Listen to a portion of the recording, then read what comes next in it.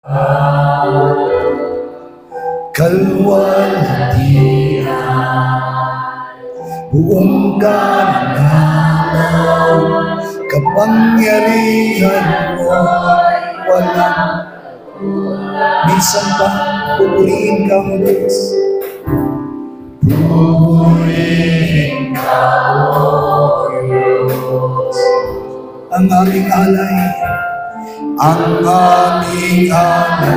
ay pagsamba. Kalwalhatian, buong kabanalan, kapangyarihan mo'y walang katulad. Ikaw ang tunay na Diyos. Ikaw ang tunay na Diyos. Ika'y walang katulad. Ika'y nag-iisa. Ikaw lamang, wala ng iba. Sa'yo ang aming awit, bingbing namin piling, isisigaw sa buong mundo. O pumurihin ka, pumurihin ka, O Diyos. Siya nga po, Panginoon. Ang aming alay ay pagsamba. Kalwalhatian, buong kabanalan, kapangyarihan mo'y walang katulad. Ikaw ang tunay na Diyos. Ikaw ang tunay na Diyos. Ika'y walang katulad. Ika'y nag-iisa. Ikaw lamang, wala ng iba. Sa'yo ang aming awit, dinggin ang aming piling, isisigaw sa buong mundo. Isisigaw, isisigaw sa buong mundo. Isisigaw, isisigaw sa buong mundo. Ikaw ang tunay na Diyos. Ikaw ang tunay na Diyos. Ika'y walang katulad. Ika'y nag-iisa. Ikaw lamang, wala na iba. Sa'yo ang aming awit, dinggin ang aming piling, isisigaw sa buong mundo. Kadakilaan mo. Pinupuri ka namin patuloy, O Diyos. Salamat, Panginoon, sapagkat sa araw na ito kami nagkatipon sa iyong presensya. Panginoon, sa iyo namin ipinagkakatiwala ang aming buhay, ang aming lakas, sapagkat wala kaming magagawa kung kami hiwalay sa iyo, Panginoon. Kaya naman patuloy kaming nagtataas ng aming mga panalangin at hinihiling namin ang pagkilos ng iyong banal na Espiritu Santo sa aming mga buhay. I-reveal mo sa amin, Panginoong Diyos, ang lahat ng mga salitang kailangan namin, mga salitang magpapatibay sa amin habang kami naglilingkod, upang madatnan mo kaming handa, madatnan mo kami, Panginoong Diyos, na ipinagpapatuloy ang lahat ng ipinagkatiwala mo sa amin. Panginoon, hindi po sapat ang aming mga karunungan, hindi sapat ang aming mga kaalaman. We have only limited understanding, O God. But through your Holy Spirit, He will reveal everything to us, O God. Naniniwala kaming magiging malinaw sa amin ang lahat ng ipapahayag mo. Magiging malinaw sa amin, O Diyos, ang lahat ng mga bagay na kinakailangan namin sa aming mga buhay pananampalataya. At hayaan mo, Diyos, na sama-sama namin sirain at utusang umalis ang lahat ng anumang gawa ng kaaway sa pangalan mo, aming Panginoong Jesus. In the mighty name of Jesus, punuin mo ang apat na sulok ng lugar na ito na aming pinagdarausan ng iyong mainit na presensya, ng pagkilos at paggalaw mo, Panginoong Diyos, sa buhay ng bawat isa. At hayaan mong bantayan mo kami, Panginoon, habang kami nakikinig ng iyong mga salita. Sa iyo namin, Panginoong Diyos, patuloy na inahabilin ng aming mga buhay. Sa mga kapatiran at mga manggagawa na pamarito, Panginoong Diyos, gabayan at tulungan mo sila, Panginoon. Hayaan mong sama-sama kami, Panginoon, na mabuksan ang aming mga puso at kaisipan sa lahat ng nilalayon at niloloob mo po para sa amin. Salamat po at inaangkin namin ang tunay na katagumpayan, ang pagkilos at paggalaw ng iyong Espiritu Santo sa aming mga buhay. Ito po ang aming dalangin sa pangalan po ng aming Panginoon Jesus. Amen. Palakpakan po natin ang ating Diyos sa buhay. Umawit po tayo ng masiglang halinin sa ating Diyos. Ibigay po natin ang the best na pagsamba at pagpupuri sa ating Diyos. At hayaan po natin na maluwalhati at madakila ang pangalan niya. Amen po ba? Sabihin po natin sa ating katabi, magpupuri tayo sa aming Panginoon. Ako'y magpupuri sa Panginoon. Hallelujah.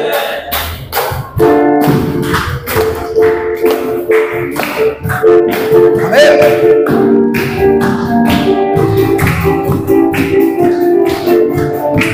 Amen. Hallelujah.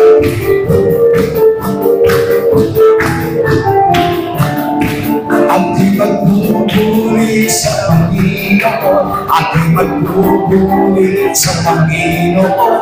Ako'y magpupuri sa Panginoon. Purihin natin. Ako'y magpupuri sa Panginoon. Ako'y magpupuri sa Panginoon. Ako'y magpupuri sa Panginoon. Purihin natin ang Panginoon.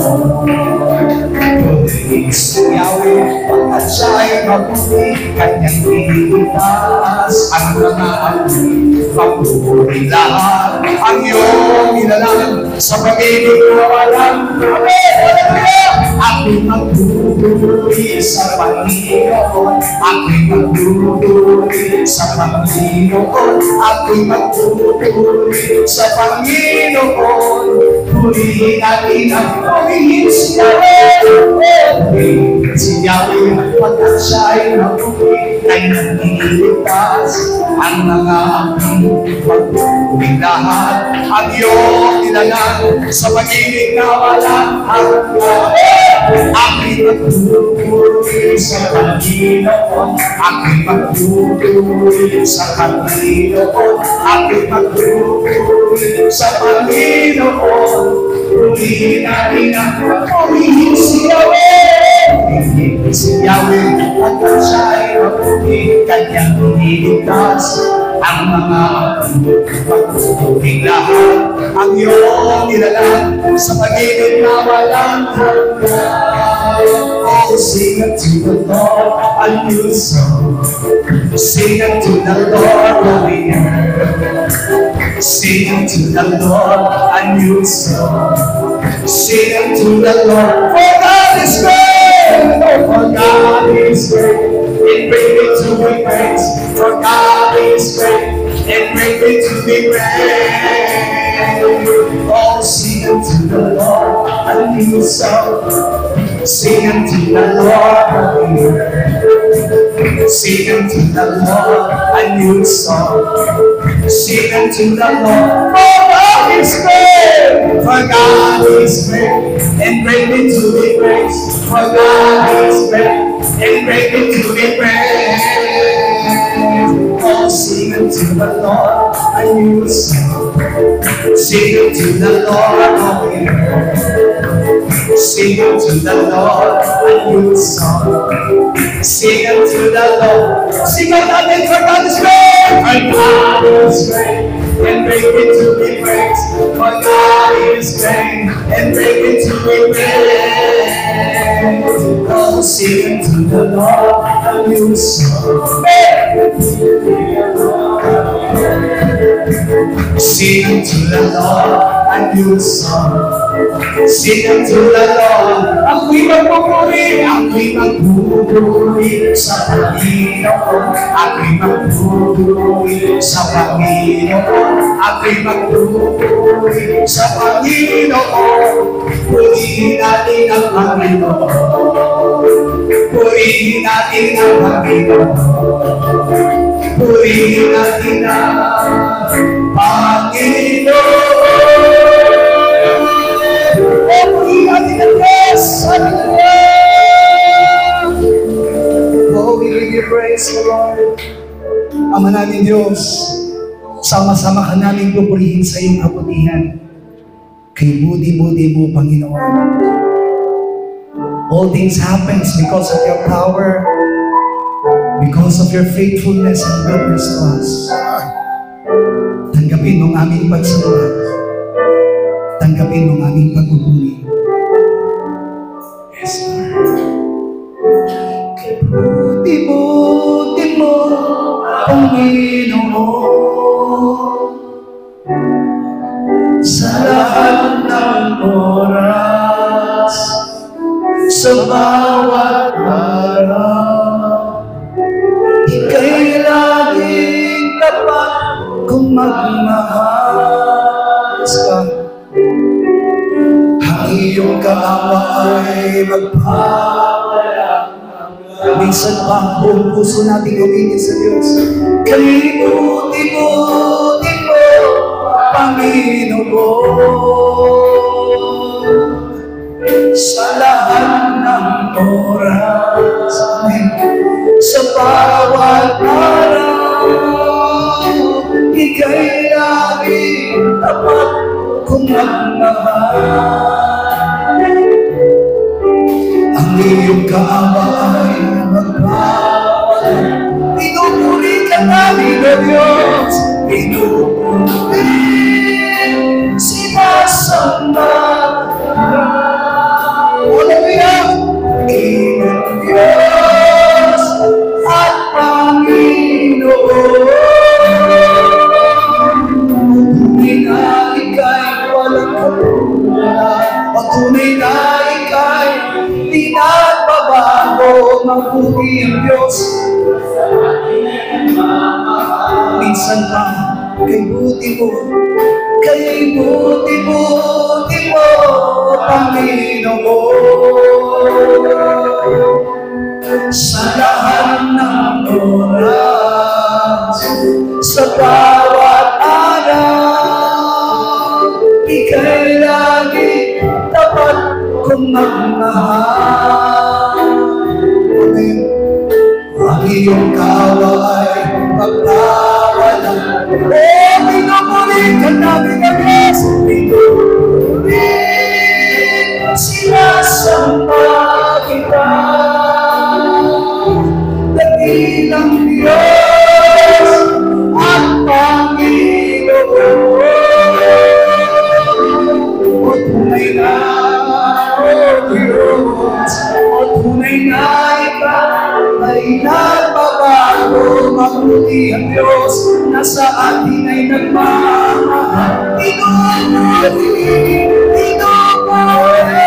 yes, Lord! Dakilang Diyos at Panginoon. O tunay na ika'y walang katulad. Tunay na ika'y di nagbabago. For the last time, church, inuulit sinasamba. Inuulit sinasamba kita.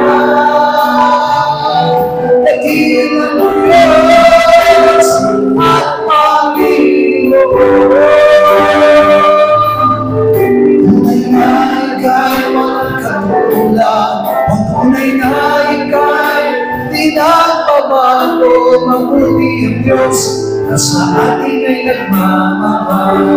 Mabuti ang Diyos, mabuti ang Diyos na sa atin ay nagmamahal. Mabuti ang Diyos. mabuting Diyos, nasa atin ay nagmamahal. Oh, let us give Him praise. Hallelujah. Purihin ka, O Diyos. Sambahin ang iyong dakilang pangalan. Itinataas ka namin, Panginoon. Salamat sa iyo. Maraming salamat. Naway naging kalugo-lugo ng aming pagsamba sa kabila ng aming mga kakulangan. Kaya mo ng katapatan may patuloy mong idalin sa amin. Maingat namin ibinabalik sa iyo ang lahat ng aming pagpupuri, ang lahat ng aming pagsamba at paglalahati. Ito po ang aming dalangin sa pangalan po ng aming Panginoong Jesus. Amen. We always let it go. Palakpan po natin ang ating Diyos sa Lord.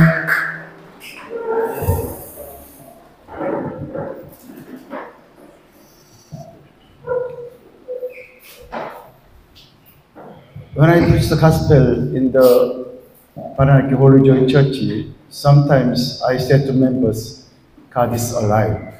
Nang ako po ay nangangaral ng mabuting balita doon sa ating iglesia noon sa Paranaque, lagi ko pong sinasabing ang Diyos ay buhay. And all the time I say to members, Jesus is true God. Lagi ko pong sinasabi sa kanila na si Jesus ang tunay na Diyos. But when I preach the gospel, in my mind, this question, really Jesus is God, true God? Pero habang ako po'y nangangaral ng mabuting balita, nagkakaroon ng katanungan sa ilalim ng aking isipan. Totoo ba talagang na ang Diyos ay buhay at ang Diyos, si Jesus ay Diyos? Yeah, because through head, I believe in Jesus as a God. Maaring sa aking kaisipan, naniniwala akong si Jesus ay Diyos. It was my old self-faith, not faith of Jesus Christ. Pero masasabi kong iyon ay isang pananampalataya lamang doon sa aking lumang pagkatao at hindi tunay na pananampalataya kay Jesus Cristo. What is our own faith that belong to our own self, old man? Ano po yung ating sariling pananampalataya? Ito po'y kabilang doon sa ating sariling pananampalataya sa ating lumang pagkatao. Yeah. When we are saying the old man, we try to understand and believe Jesus as a body, diba? Body, not spirit. Sapagkat habang tayo po ay nananampalataya sa pamamagitan ng ating lumang pagkatao, ang paniniwala lamang natin sa Kanya ay sa katawan lamang at hindi sa spirito. Yeah, that's why try to believe in Jesus as a God through head, and then agree, just okay, Jesus is God. There's no Jesus in mind. Kaya naman sa panahong yun, maaring sinasabi ng ating isipan, manalig ka na si Jesus alaga ay Diyos. Pero sa iyong mga nararamdaman, sa iyong spirito ay hindi. Yeah. Also, when I visit Jerusalem, Israel, there's no infection, but there's no nearly touch by the Holy Spirit. Pero alam niyo po ba, nang ako'y mamasyal din sa Jerusalem sa Israel, hindi ko naramdaman yung pagkilos ng banal na Espiritu Santo sa akin. Yeah, even though I believe in all the praise of Jesus Christ, but there's no nearly happy and joy in my mind. Totoo nga po na napuntahan ko yung mga lugar na kung saan naparoon ang ating Panginoong Hesus, pero walang presensya o nararamdaman sa aking puso. Yeah, because only through head I believe in Jesus as a God. Sapagkat ako'y naniniwala lamang na si Jesus ay Diyos sa pamamagitan ng aking kaisipan. Thanks God, because after I deny myself and after Jesus Christ live in me, I can get through faith. Pero matapos pong patuloy kong patayin ang aking lumang pagkatao sa pamamagitan ng ating Panginoon ay nagkaroon ako ng lubos na pananampalataya. And then nearly I can clearly believe in Jesus as a true God. Kaya naman naging malinaw sa akin kung paano si Jesus ay tunay na Diyos. That's why again, if I have a chance, I want to again visit to Israel and Jerusalem. If God's willing with you. At kung may pagkakataon pa na darating, ako'y nagnanais na makabisita muli sa Israel, doon sa Jerusalem, nakasama kayo. Yeah, this is my really true mind. If I have money, I want to go Israel with our branches, all the branches pastors. Sapagkat iyan po ang nilalaman ng aking isipan na kung magkakaroon ako ng pera, ay gusto ko po na makasama ang lahat ng mga pastor ng Philippine Holy Church doon sa Israel. If God's will, God will Kung kaloloobin ng give it to me. Okay, Romans chapter 8, 19 hanggang 21. Roma 8:19 hanggang 21 Hanggang 23. o 23. 19 hanggang 23. Roma 8:19 hanggang 23, sabay-sabay, sapagkat ang maningas na pagmimithi ng buong nilalang ay naghihintay ng pagkahayag ng mga anak ng Diyos, sapagkat ang buong nilalang ay nasakop ng kawalang kabuluhan, hindi sa kanyang kalooban, kundi dahil doon sa sumakop sa kanya sa pag-asa, na ang buong nilalang naman ay magiging laya mula sa pagkaalitin ng kabulukan sa kalayaang maluwalhati ng mga anak ng Diyos. Sapagkat nalalaman natin na ang buong nilalang ay umihibik at nagdaramdam na may kahirapan na kasama natin hanggang ngayon. At hindi lamang gayon, kundi pati naman tayo na mayroong mga pangunahing bunga ng Espiritu, sa makatuwing bagay tayo na may nakagsisihibik din sa ating sarili, sa paghihintay ng pagkukupkop na dili iba't ang pagtubos sa ating katawan. Yeah, this verses says about the time of the Garden of Eden. Binabanggit po ng mga bersikulong ito yung panahon ng halamanan ng Eden. First time God created Adam and Eva as God's children. Na sa unang pagkakataon ay nilikha niya si Adan at si Eva bilang anak ng Diyos. But they lost glory of God because they obeyed to Satan. Pero alam natin na nawala sa kanila ang kalulatian ng Diyos sapagkat mas sinunod nila ang tinig ni Satanas. They lost whole spiritual blessing to even the physical blessing in the Garden of Eden from God. Tunay nga po na nawala sa kanila yung spiritual na pagpapala, maging mga pisikal na pagpapala, doon pa lamang sa halamanan ng Eden. They were master, owner, even the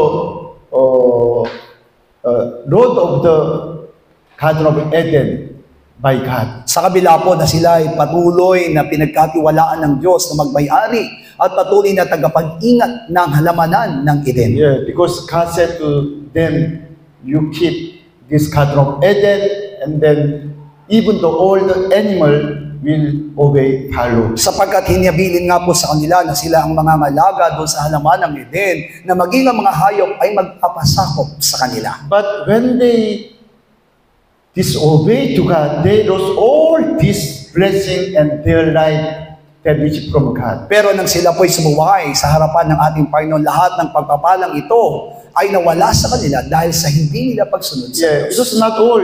Even though all things were cursed by God because of man. Hindi lamang iyan sapagkat lahat ng bagay ay naisumpa rin dahil sa kasalanan ng tao. Yeah, even though animals, diba? Animals, even the trees, even the all things, they were cursed by God because of man. Hindi lamang hayop, kundi maging halaman ay nakaranas ng kasumpaan galing sa Diyos dahil sa tao. Yeah, because at that time, animal not eat other animals.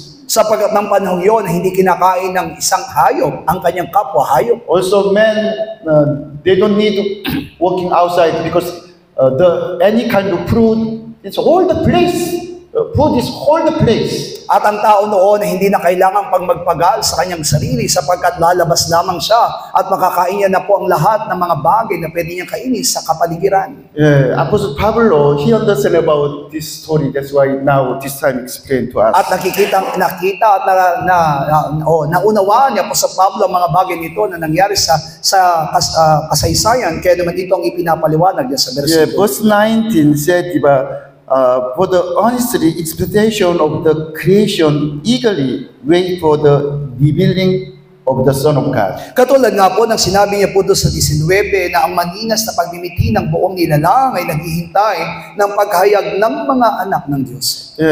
What is the creation? All the men, including also other all things. Ano po yung mga kapahayagang iyon? Hindi lamang ito para sa mga tao, kundi para sa lahat ng bagay. This creation, merely they are waiting, revealing sons of God. Ibig sabihin, lahat ng mga nilalang ay naghihintay doon sa pagkahayag ng lahat ng mga anak ng Diyos. Because when the sons of God revealed at that time, also all things will be distorted. Sapagkat, as the time of the that time. sapagkat kapag nahayag na po ang mga anak ng Diyos, hindi lamang sila, kundi ang lahat ng mga nilalang ay manunumbalik, katulad ng dati nitong kalagayan sa panahong iyon. Yeah, in the last time, when Jesus Christ come back again, it will be fulfilled. The sons of God will be revealed. Sa uling araw na kung saan sa muling pagbabalik ng ating Panginoong Hesus, naniniwala tayong mahayag ang lahat ng mga anak ng Diyos. You know, meaning of the verse 20, for the creation was subject to the futility, not willingly, but because of him who subject it in hope. At kung naintindihan lamang natin yung sinasabi sa talatang 20 na sapagkat ang buong nilalang ay nasakop ng walang kabuluhan, hindi sa kanyang kalooban, kundi dahil doon sa sumakop sa kanya.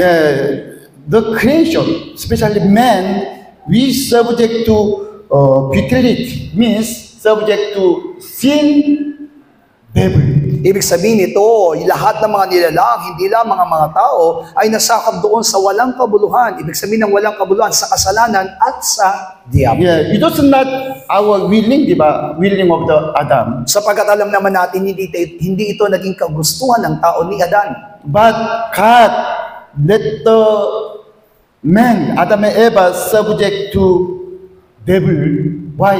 In the hope. It is in the hope. Pero niloob ito ng Diyos na si Adan at ang mga nilalang na tao ay may pasakop doon sa diablo sapagkat meron silang pag-asa. You see, God said to Satan, you can eat the dust all your life. Kaya nga po sinabi ng Diyos kay Satanas na maaari mo nang kainin ang lahat ng alaboksa.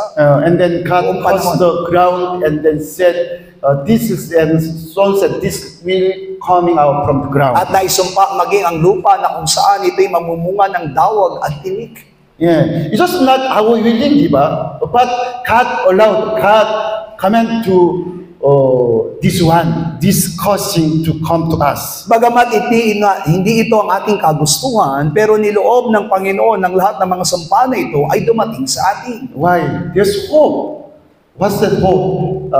Restoration of the God's kingdom through God's children. Bakit? Sapagkat mayroong tinatawag na pag-asa na kung saan panunumbalik ng kaharian ng Diyos para sa mga anak ng Diyos. Yeah, that's why verse 21, di ba? Because the creation itself also will be delivered from the bondage of corruption into the glory, liberty of the children of God. Bakit? Sapagkat sinabi doon sa 21 na ang buong nilalang naman ay magiging laya mula sa pagkalipin ng kabulukan sa kalayaang malwalhati ng mga anak ng Diyos. You see, from first time, like I said, long time ago, king's children, they are not really thank you their father king, di ba? Because from the birth, they were the king's children. Sa unang pagkakataon pa lamang, alam po natin na kapag ang isang tao ay isang anak ng hari, hindi ito nagpapasalamat sa kanyang kalalagayan sapagkat sa masimula pa lamang, siya na ay anak ng hari. Yeah, but one day, this king lost his son. And then, after 10 years, 20 years, this king's son came back to kingdom, and then he'll be king, di ba? He'll be king. Really, thank you. That is really thankful. Pero kapag dumating ang araw na itong anak ng hari ay mawala sa kanya, maaaring 10 hanggang 20 taon, pero sa panahon na ito'y babalik sa kanya at siya po ay patuloy pa rin gagawing hari, magkakaroon na malaking pasasalamat ito para sa kanya. Like second son, di ba? Second son asked the father, give him my share, and then he go to abroad, spend all the money, even though he cannot eat the food of the pigs. Kaya naman nagkaroon ng talinhaga na kung saan ang bunsong anak ay kinuha niyang kanyang mana sa kanyang ama. Pero nagkaroon ng tinatawag na kahirapan na maging ang pagkain ng baboy ay gusto niyang kainin. Yeah, that's why all the time, father waiting outside, second to come back. Pero nakita natin kung paanong sa buong panahon nakawala ng kanyang anak, yung panahon din na kung saan naghihintay ang kanyang ama sa kanyang pagbabalik. When his son, second son come back, how about father gave to him ring, as his son changed his dress, sandal, and then open party. Pero sa pagbabalik ng kanyang anak ay sinuotan kagad siya ng singsing bilang tatak na siya'y pagiging anak at sinuotan na magarang damit at ginawaran siya ng kasiyahan. Yeah, we are nearly thank Jesus because we understand His grace. At tayo po'y nagpapasalamat na tunay sa ating Panginoong Hesus sapagkat naunawaan natin ang kanyang biyaya. Yeah, now we can really believe we'll go to heaven because of Jesus Christ. That's why you are nearly thanks Jesus. At naniniwala tayo makakarating tayo doon sa kalangitan dahil sa ating Panginoong Hesus. Kaya naman dapat tayong magpasalamat sa ating Panginoon. But how about you see, a person when his brother came back to home, he angry to father. Father, I am with you all the time, but you did not give me any kind of goat, one small goat. Pero kung papansinin po natin yung naging kalagayan noong panganay nang matapos pong dumating ang kanyang bunsong kapatid, ay sinumbatan niya yung kanyang ama na bakit hindi siya binibigyan na kahit maliit na kambing. Apostle Pablo now explained to us, diba? It's just not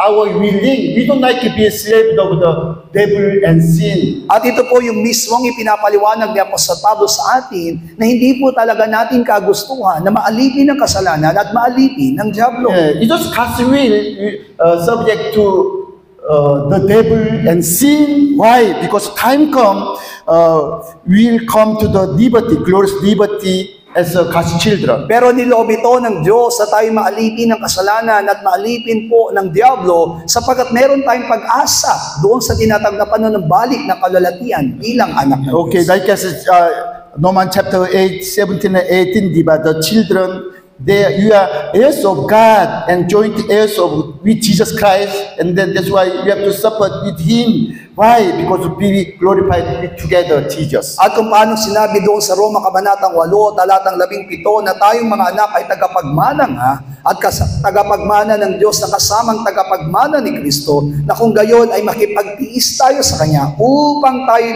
luwalanti namang kasama niya. And then verse 18, diba? I consider that the suffering of this present time are not worthy to be compared with the glory revealed in the last time. At ipinaliwanag sa atin sa talatang 18 na napatutunayan natin na ang pagtitiis sa panahon ito'y hindi karapat-dapat maitumba sa kalwalatiang mahayag sa atin. Yeah, that's why verse 20, diba? We know that the whole creation is not only man. Whole creation, even the tree and all the animals, groans and labors with birth pain together until now. At yan ang ipinapaliwanag doon sa talatang 20 na ang buong nilalang, hindi lamang ang tao, maging ang hayop at maging ang mga halaman, ay nasakop sa walang kabuluhan. Pero hindi ito sa kanyang kalooban, kundi dahil doon sa sumakop sa kanya. All the creation waiting will be through God's children, God's son. Ibig sabihin, lahat po ng mga nilalang ay umaasa sa pagiging anak ng Diyos. Because at that time, even all the other creations will be free from the bondage of the Satan. Sapagat alam natin, hindi lamang tao, kundi lahat ng mga nilalang ay lalaya mula sa pagkalipin ni Satanas. Yeah, verse 23, diba? 23, okay, one more time, sabay-sabay. 23, sabay-sabay, at hindi lamang gayon, kundi pati naman tayo na mayroong mga pangunahing bunga ng Espiritu. Sa makatuwing bagay tayo na may magsisipik din sa ating sarili sa paghihintay ng pagkukupkop na dili iba ang pagtubos ng ating katawan. That's why even though you are nearly grown with ourselves, eagerly waiting for the adoption, diba?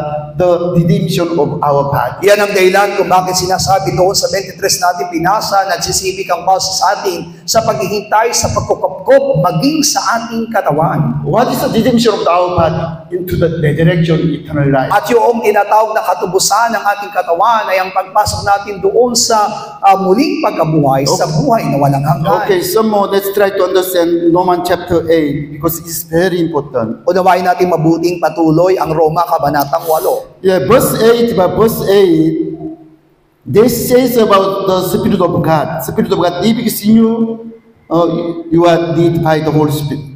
Holy Spirit. 9, Pastor. 9. Sa 9 nga po, sinabi doon, datapwat kayo'y wala sa naman kundi nasa Espiritu, kung gayo'y tumitira sa inyo ang Espiritu ng Diyos. Yeah, but if anyone does not have the Spirit of Christ, does not belong to Christ. Pero sinabi dito, kung ang sino may walang Espiritu ni Kristo, siya hindi sa Kanya. Who is the Spirit of Christ? Pero sino ba nga ba yung tinatawag ng Espiritu ni Kristo? Of course, God is Holy Spirit, diba? God is Holy Spirit, one Spirit. Pero alam natin na yung Diyos ay ang Espiritu Santo, isang Espiritu. Yeah, but really, we believe in Trinity God, God the Father, Son, Holy Spirit, one God. Pero naniniwala tayo sa tatlong persona ng Diyos, Ama, Anak, Espiritu Santo. God the Father, also Spirit.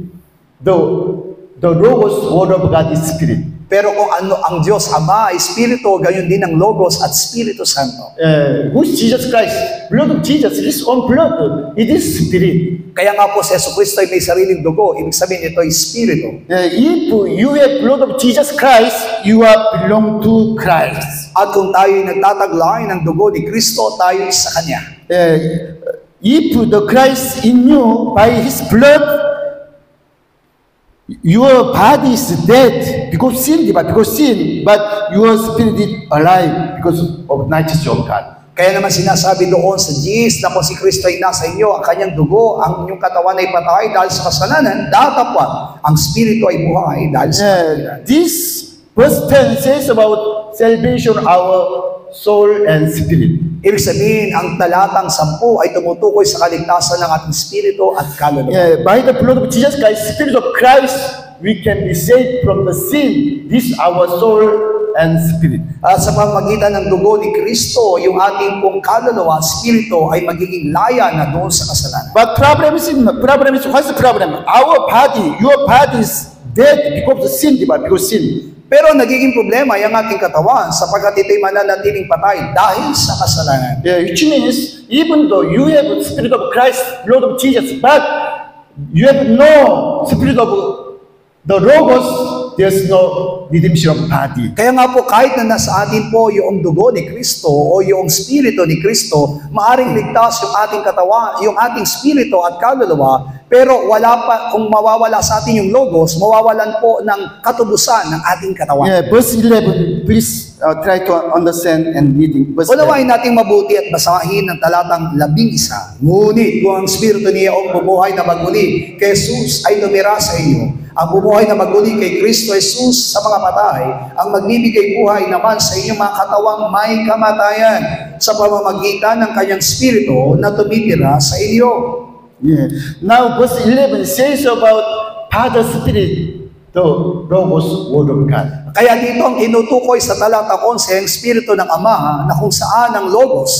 That's why even though Jesus Christ died on the cross and in the tomb, He died from death by the Spirit of Father, the Logos, Word of Kaya God. naman, ang ating Panginoong Jesus, bagamat nakaranas ng kamatayan, ay muling nakaranas na muling pagkabuhay dahil doon na bumuhay sa Kanya ng Espiritu ng Ama. The same way, that's why, same way, diba?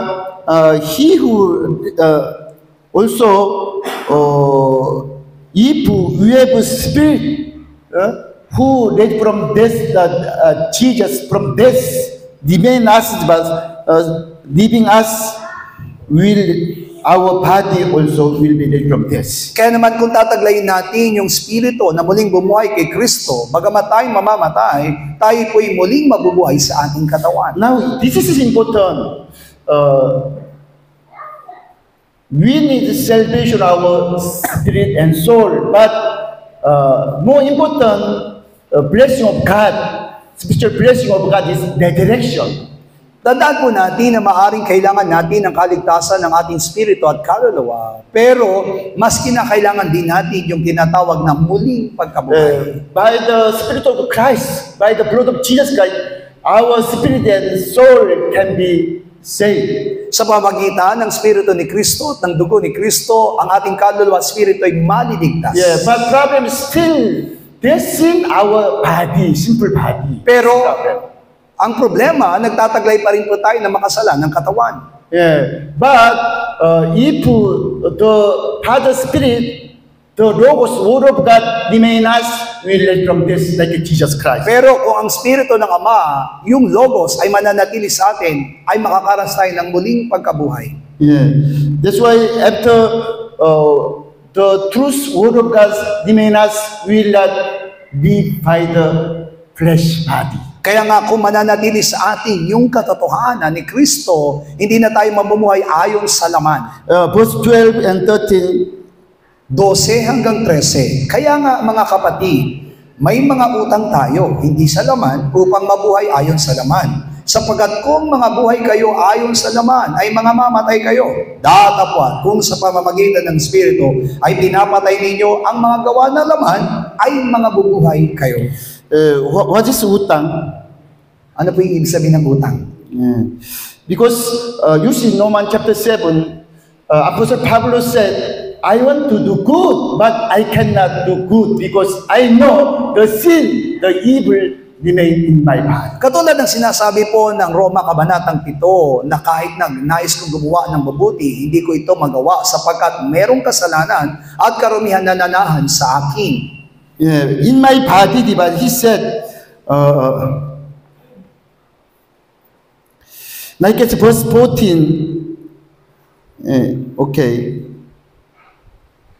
Katulad ng sinabi sa 14, sapagkat nalalaman natin ang 7:14 pa, sorry. Yeah, 7:14. Sapagkat nalalaman natin ang kautusan ay sa Espiritu, ngunit ako'y sa laman na ipinagbili sa ilalim ng kasalanan. Yeah, it's problem, diba? Body, there's sin, our body. So, ibig sabihin na nagiging problema dito sa 14, yung kasalanan na nasa ating laman, That's katawan. why verse 18, 18, sapagkat nalalaman ko na sa akin, sa makatuwid bagay sa aking laman, ay hindi tumitira ang anumang bagay na mabuti, sapagkat ang pagnanasa ay nasa akin. Dapat ang paggawa ng mabuti ay wala. Yeah, he said, I know there's no good in my body. That's why I cannot do good. Kaya sinabi niya dito, walang tumitira ang anumang bagay na mabuti sa akin, kaya hindi ko makayang gumawa ng kabutihan. Yeah, verse 20, diba, also, I want to do good, but I know there's sin in my body. At sa 20, kung ang hindi ko ibig, ang siya kong ginagawa, hindi na akong gumagawa nito, kundi ang kasalanan tumitira sa akin. Yeah, verse 21 also same, diba? When I want to do good, but evil is night there with me. Kaya nga sa 21, sinabi niya, kung ibig kong gumawa ng mabuti, ang masama ay nasa akin. Verse 24, sabay-sabay tayo. 24, sabay-sabay, abang tao ako, sino ang magliligtas sa akin sa katawang nitong kamatayan? It's me, diba? Not only Apostle Pablo, all the men we are saying. Ibig sabihin, hindi lamang ito tungkol kay Apostle Pablo, kundi lahat ng mga tao ay pare-pareho. Yeah, that's why there's no resurrection, diba? Because the death remain our past. Kaya nga po, walang masasabing muling pagkabuhay sapagkat nananatili sa atin ng kamatayan. That's why even though Apostle Pablo said, diba, verse 25, through his spiritual mind, he want to obey God's commandment, but by the physical mind, he obeyed the sin. At katulad ng sinasabi ni Apostol Pablo sa 25, bagamat naroon yung pagnanais niya na sumunod doon sa kalooban ng Diyos sa kanyang isipan, pero doon sa kanyang laman ay nananatili yung kasalanan. Apostle Pablo, he want to do good, but he said, I cannot do good. Si Apostol Pablo, naglalayon din gumawa ng mabuti pero hindi niya magawa. Yeah, because it is problem, my body, there's sin and evil. The devil is in my body. Ibig sabihin, yan ang nagiging problema ng bawat po sa atin na mayroong kasalanan at masama na gawa ng diablo na nasa ating katawan. Yeah, that's why Romans chapter 8, verse 1 and 2, hanggang 3. Kaya naman doon sa Roma Kabanatang 8, talatang 1 hanggang 3 ay sinabi, gayon nga, wala nang anumang hatol sa mga nakay Kristo Jesus. Sapagkat ang kautusan ng Espiritu ng buhay na na kay Kristo Jesus ay pinalaya ko sa kautusan ng kasalanan at ng kamatayan. Sapagkat ang hindi magawa ng kautusan na mahina sa pamamagitan ng laman sa pagsusubok ng Diyos sa kanyang sariling anak na nag-anyong lamang sa larin at dahil sa kasalanan ay hinatulan ng Diyos sa laman ang kasalanan. Apostle Pablo said, diba, especially verse 3, we cannot complete to God's commandments, diba? We cannot do, but thanks God, because God sent to us His Son as with body, and let the body God put all our sin and let Him die. Sinabi mismo ni Apostol Pablo na dahil sa ating katawan ay hindi natin magawa ang anumang kabutihan at nagpapasalamat tayo sapagkat isinugo ng Diyos ang kanyang bugtong na anak na may katawan upang ang lahat ng mga bagay na kasalanan sa laman ay kanyang The mapagtagumpayan. body of Christ from heaven, the word, spirit become his body. Na yung katawan mismo ng ating Panginoong Hesus ay galang dun sa kalangitan. Yung mismong logos, yung spirito na yon, Yeah. ang siyang naging kanyang That's why katawan. 100%, at that time, he can do good. Nearly 100%, he can obey to God. Kaya naman 100% na magagawa niya ang lahat ng mabuti at 100% magagawa niya ang lahat ng kalooban ng Ama. Yeah, he had no double mind, only one mind, because the logos became flesh. Kaya naman wala po siyang magkakaroon o hindi siya magkakaroon ng anumang pagdadalawang isip. Isang isipan lang ang meron siya sapagkat yung logos ang naging kanyang That's why katawan. even though after dying 3 days, he did from death because of the spirit of the logos word of God. Yan ang dahilan kung bakit bagamat siya'y namatay sa ikatlong araw siya'y muling nabuhay sapagkat yung spirito, yung logos ay nasa kanya. It's simple. We are now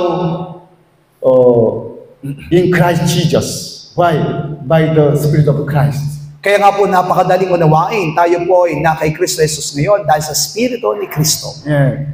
And then our soul and spirit saved by the blood of Jesus. Kaya naman ang ating kaluluwa at spirito ay ligtas na dahil doon sa dugo ni Kristo. But our resurrection, our redemption of our body, that is belong to God the Father. Pero pagdating doon sa ating muling pagkabuhay at katubusan ng ating katawan, ay ito'y magagawa lamang ng Diyos Ama. Only in the logos, word of God, there's life.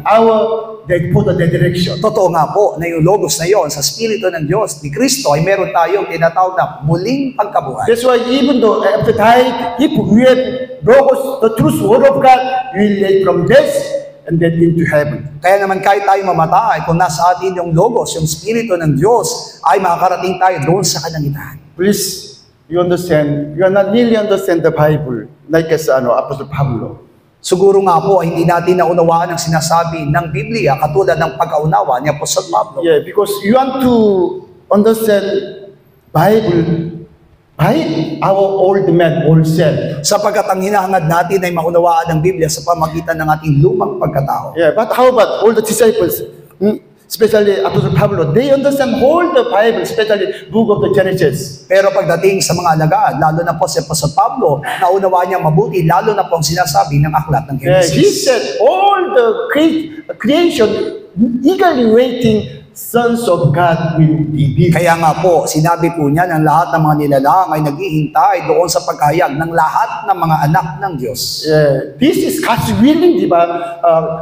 For the by the willing of God, Adam and Eva, all the men become slave of the sin. At ito, ang niloob ng Panginoon na maging si Adan at si Eva ay maging alipin ng kasalanan. Yeah, when we are set free by Jesus Christ, we are really thank you.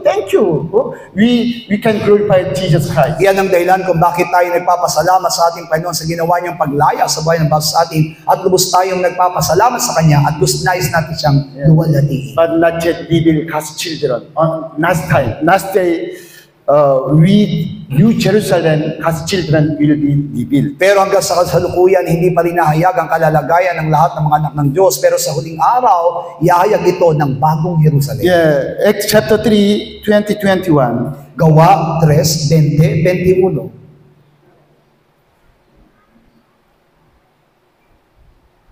At upang kanyang suguin ng Kristo na itinalaga sa inyo na si Jesus, na siya'y kinakailangang tanggapin ng langit hanggang sa mga panahon ng pagsasauli sa dating ng lahat ng mga bagay na sinalita ng Diyos sa pamamagitan ng mga bibig ng kanyang mga banal na propeta buhat pa ng Yeah, verse 20, di ba?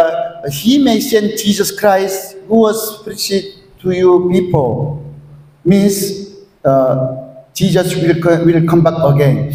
upang kanyang suguin ng Kristo na itinaga sa inyo. Yan ay si Jesus. Ibig sabihin siya'y muling babalik. Yeah, time come, God will send us Jesus again. At darating ang araw na iyon ay tinalaga ng Panginoon na talagang pababalikin niya si Jesus para sa atin. When? Kailan? Yeah. Verse 21, di ba? Whom have must deceived until the time of the restoration of all things. At sinasabi sa 21 na kailangan tanggapin ng langit hanggang sa mga panahon ng pagsasauli ng dati lahat ng bagay. When all things restoration, Jesus Christ will come back again. At kapag lahat ng bagay muling nabuhay, muling darating ang ating Panginoong Hesus. Yeah. Through His Son, diba? Through God's children, God wants to restoration of the all things. Sa pamagitan ng anak ng Diyos, ay ninanais niya na maipanumbalik ang lahat ng nilalang. Yeah, what is all things? Ano yung lahat ng bagay? Yeah, of course, all things, especially time of the Garden of Eden. Yung lahat ng bagay na itumutukoy doon sa mga bagay na nangyari sa halamanan ng Eden. Yeah, because at that time, all things were perfect, but there's no sin, no problem. Really, it was good, really good, perfect. Sapagat iyon yung panahon na kung saan ang lahat ng nilalang ay nagkakaroon ng kagalakan sapagat wala pang kasalanan at lahat ay ganap. Yeah, that's why God created all things. He said, it was good, diba? Really good. He said, really good. Kaya naman ang nilikha ng Diyos, ang lahat ng bagay, sinabi ng Diyos, na ito'y mabuti. Yeah, but when Adam and Eva commissioned to God, they lost all blessing that is from God. Pero nang si Adan at si Eva ay nagkasala laban sa Diyos, lahat ng bagay na mabuti nawala. God is Almighty God. He can make another Adam, new Adam, diba? After kill first Adam. Ang Diyos ay isang makapangyarihang Diyos, kaya naman maaari siyang maglikha ng isa pang Adan. Yeah, but if like that, who is strong? Devil is, Satan is strong more than God. Pero kapag ginawa ito ng Diyos, maglilitaw na mas malakas o mas makapangyarihan si Satanas kaysa sa Diyos. It was not God's will. That's why it was God's will, diba? A time come, I sent Christ and then judge the devil. Kaya naman maliwanag yung kalooban ng Diyos na darating ang araw na ipatadala ko ang aking anak para hatulan ang diablo. And then through my son Jesus Christ, I will call you as my son. And then you also my son. That's why as my son, you will also destroy devil's head. Sa pamamagitan ng aking anak na si Jesucristo, gagawin ko rin kayong anak. Dahil sa kayong mga anak, kayo rin ang sisira at hahatol sa diablo. Yeah, you know, not only Jesus Christ the offspring of the woman, you are all offsprings of woman. Kaya nga po magiging malinaw sa atin na hindi lamang sa Jesucristo ang tinatawag na binhi ng babae, kundi tayo rin ay lahat ay naging binhi ng babae. After being born again, diba? After become new creation, we become offspring of the woman. Sapagat matapos na tayo may panganak sa pamamagitan ng Jesucristo, naging kabilang na rin tayo sa mga binhi ng babae. What's the circumcision of Christ? What's the water baptism? That is to heal our body, diba? With our old man. Kaya nga po magiging malinaw sa atin na yung bautismo na naranasan natin kay Kristo Jesus, ito po yung pagpatay ng ating lumang pagkatao. Because our body came from first man Adam. That's why you have to kill this one. At dahil nga po yung ating katawan na makasalanan ay galing sa unang Adan, kailangan itong mamatay. After kill this one, we can be new creation who belong to Christ. At kapag ito'y namatay na, pwede na tayong tawaging bagong nilalang na nakay Kristo Jesus. After being born again, God's children, we are already offspring of the woman. Kaya naman matapos tayo may panganak na muli at maging anak ng Diyos, pwede na tayong tawaging binhi ng mga That's why through God's children, diba? Through us, God wants to restore all things. At sa pamamagitan natin ng mga anak ng Diyos, nais ng Panginoon na panumbalikin ang lahat ng mga nilalang. And then if finish it all, restore all things, at that time, Jesus Christ will come back again. At kapag naibalik na ng Diyos ang lahat ng mga bagay na nilalang, gaya ng dati, muling babalik na That's why it is will of God, diba? Overcome the evil one. Ibig sabihin, yan ang kalooban ng Panginoon sa atin na dapat natin mapagtagumpayan ang masama.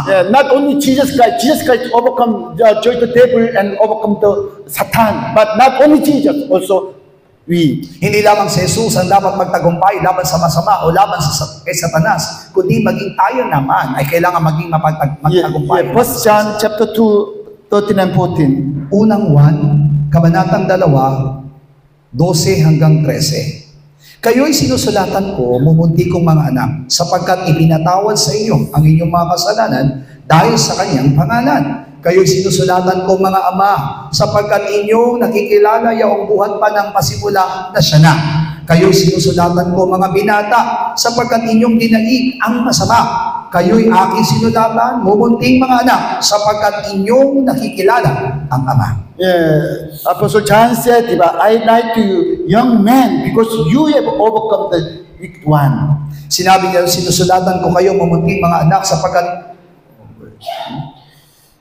Sapagkat napagtagumpayan ninyo ang masama doon sa 13. Yeah, verse 14, against the twice same, di ba? I have 19 you young men because you are strong and word of God abide in you, and then you have overcome the one. At pangalawa, binanggit niyang muli doon sa 14, kayo'y aking sinulatan mga binata sapagkat kayo'y malalakas at ang salita ng Diyos ay nananahan sa iyo at inyong dinaig. Yeah, in the Lord's Prayer, all the time we pray to God, please save us from the evil one. Di po ba sa panalangin tinuro ng ating Panginoon, niligtas mo kami sa masama? But from now, we have to change it, this prayer. Of course, we need this prayer, but in our church, we have to pray to God.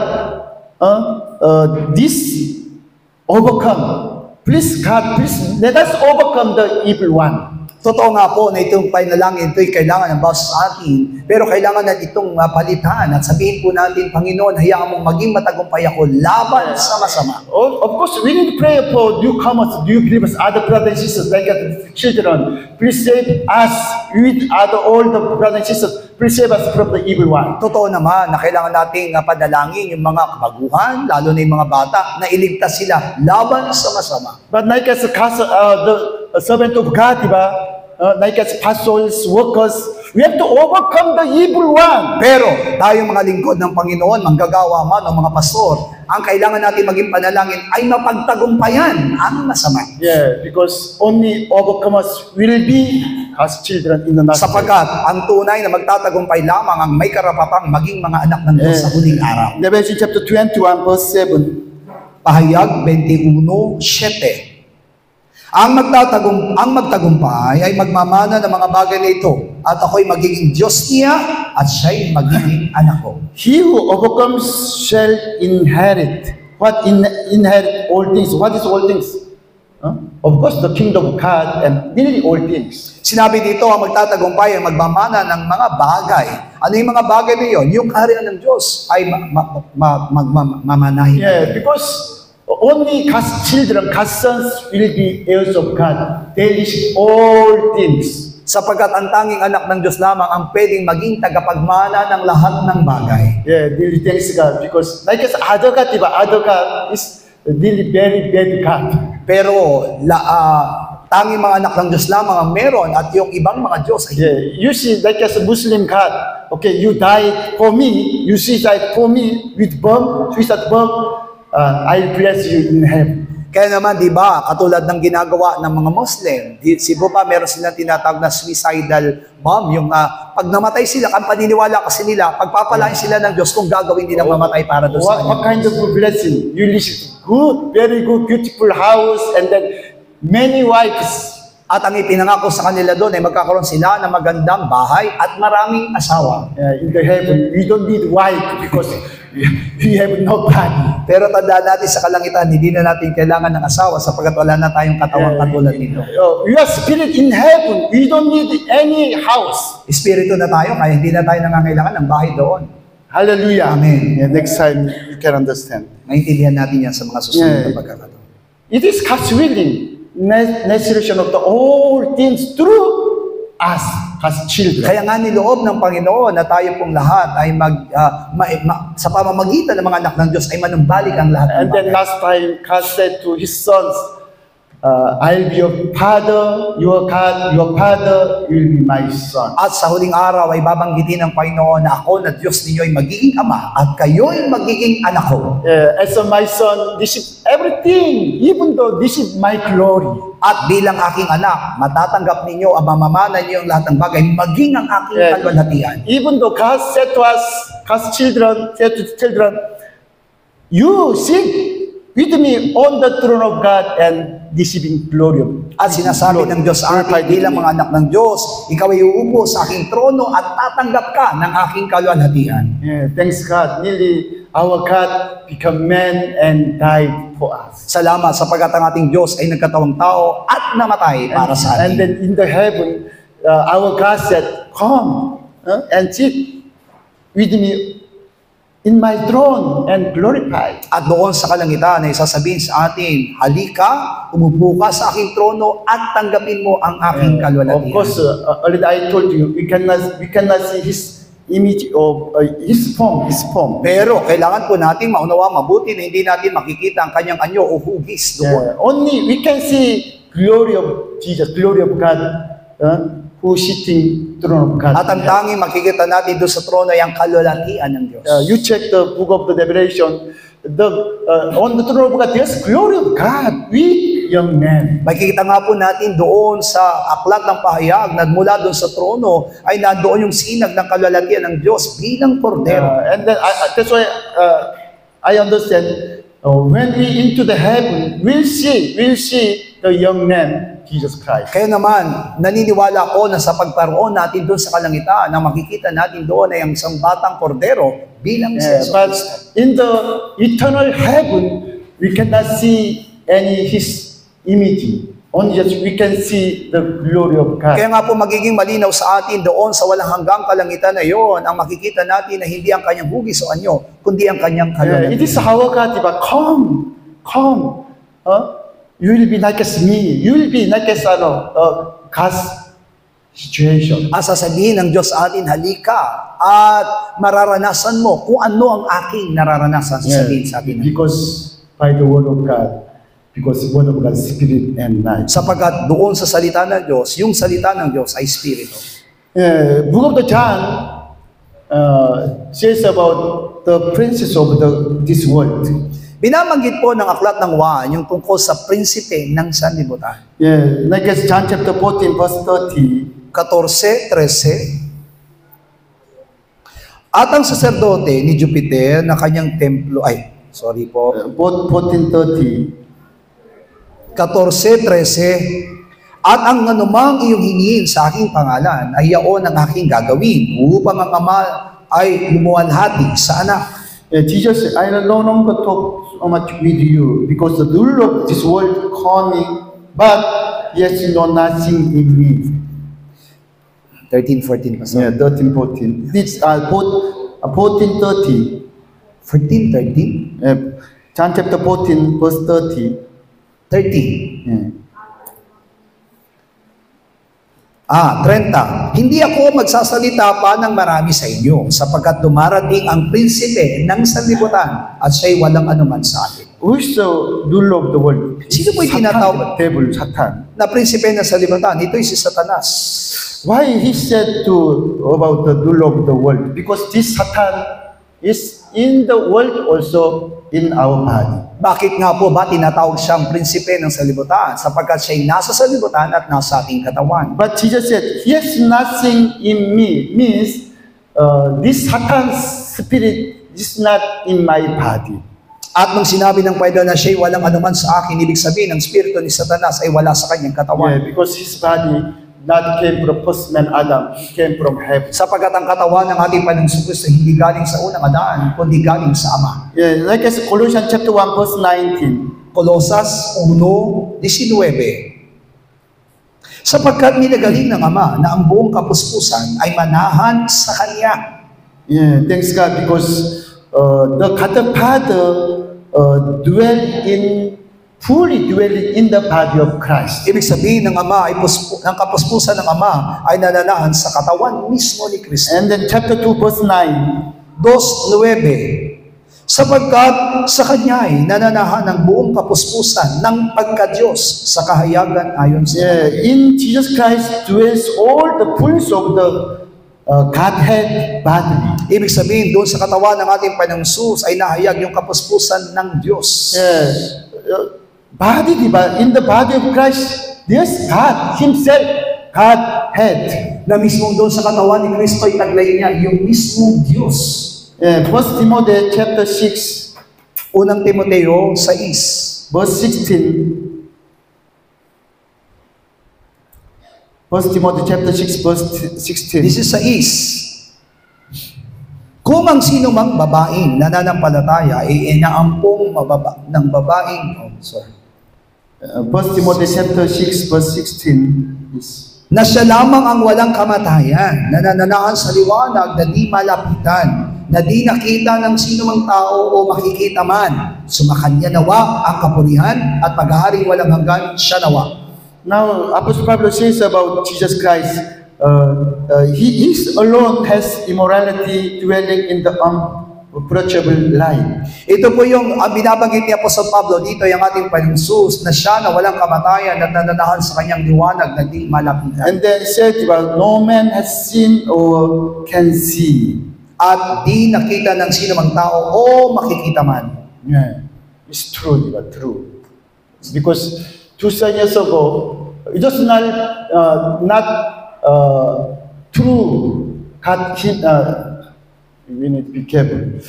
Okay, only just after Logos become flesh and then disciples of Jesus Christ, they touch and they saw about the Logos. Ito yung katotohanan na yung Logos ay nagkatawang tao. Kaya naman yung nakita at nahipo ng mga alagad ay yung Logos. Yeah. And then the blood of Jesus Christ in his body. Na yung dugo na si Kristo ay nasa kanyang katawan. Yeah, but it is limitation, diba? Not real, not whole God. Pero tandaan natin na isang limitado lamang yung kanilang nakita at hindi ito yung kaganapan ng Yeah, Diyos. we cannot see near God, reality God. Sapagkat Because tunay- He's really great and Spirit and Almighty God. Sapagkat tunay na hindi natin makikita na mukhaan ng Diyos sapagkat sa Espiritu at walang hanggan. Just we are man. That's why He revealed as a man, only by limitation, only little. At tayo tao lamang at ang tanging makikita lamang natin ay mga limitadong bagay sa ating mga mata. Yeah.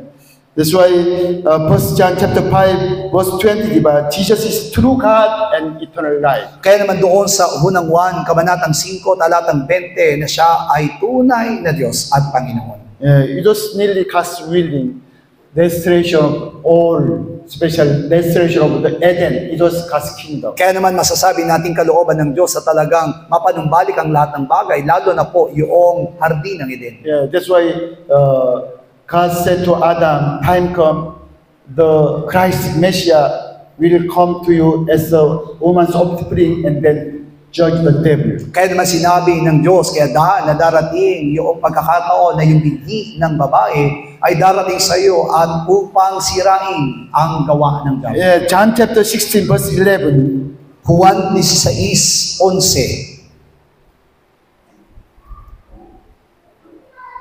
Tungkol sa paghatol, sapagkat ang prinsipe ng sanlibutan ito ay hinatulan na. Yeah, after Jesus said, I'll go back to Father and then I'll send the Holy Spirit. After this Holy Spirit, you will understand about judgment because judgment is because of the law of the world is already judged. Sinabi doon na ako'y babalik sa Ama at makikita mo ito na nahatulan na yung prinsipe ng sanlibutan. Yeah, because Jesus Christ clearly judged the devil on the cross. Sapagkat maliwanag na hinatulan na ng Panginoong Yesus ang diablo doon sa krus. Colossians chapter 2, Colosas 15. 2:15.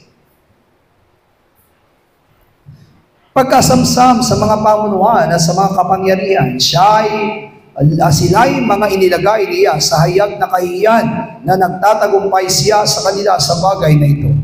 Yeah. The King James Version and NIV is a little different. Anyway, you can understand, diba? Jesus Christ,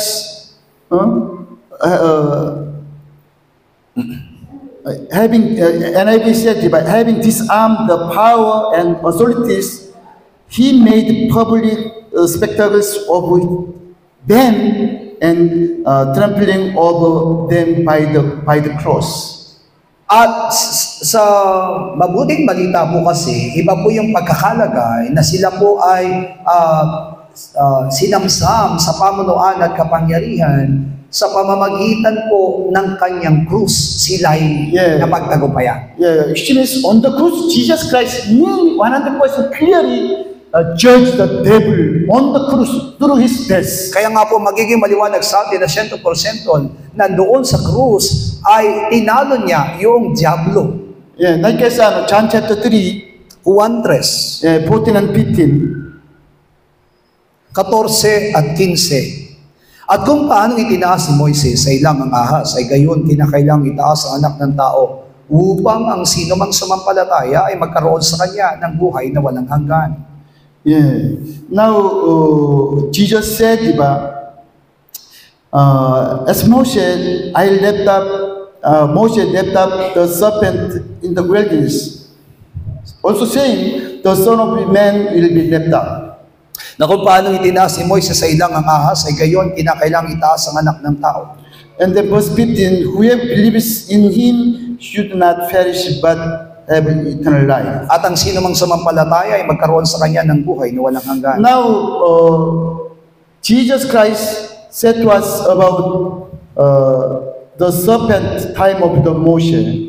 Ang binabanggit ni Apostol Juan dito ay ang kung saan nagtaas ng tulos si Moises na may ahas sa dulo. Yeah. Jesus said, the Son of Man, I left up, I crucified on the cross.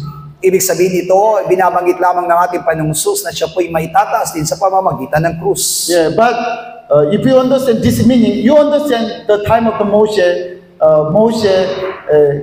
the crucified the serpent on the tree. Kaya naman magiging maliwanag sa atin kung ito'y maunawaan natin ng lubos, ang ibig sabihin ng ginawa ni Moises na pagtaas ng ahas doon sa ilang. That story is Numbers chapter 21, diba? Numbers chapter At ito po'y 21. nakalagay doon sa bilang kabanatang 21.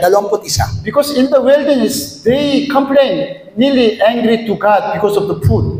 Sapagkat nakita natin nga doon na nagkaroon ng pagrereklamo ang mga Israelita dahil lamang sa kawalan ng pagkain. Yeah, that's why God sent to them the fire serpent, diba? Fire serpent. Kaya naman nagpadala ang Diyos sa mga makamandag na ahas sa kanila.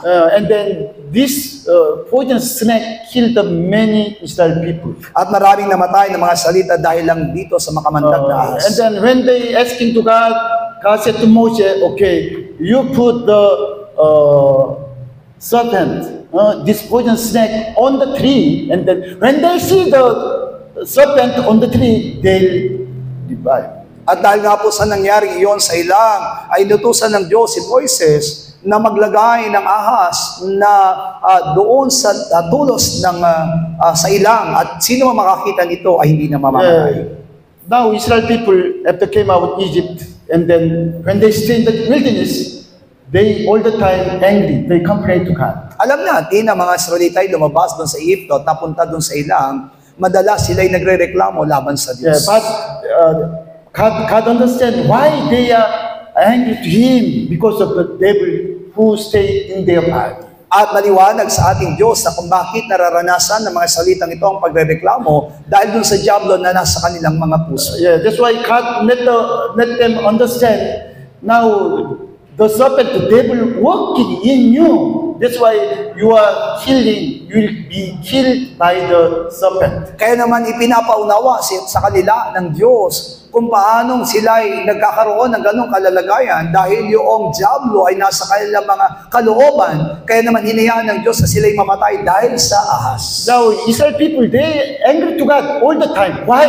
Because of the devil. At dahil nga po, sila po ay laging nagrereklamo laban sa Diyos dahil doon sa diablo na nasa kanila. That's why when they repent, God said to Moshe, you make the serpent and then put the nail on the tree. Pero nang sila po ay manumbalik at magpakumbaba sa harapan ng Panginoon, inutusan ng Diyos si Moises na maglagay ng ahas sa tulos at itaas. That's why after they beaten by the poisonous snake, people died.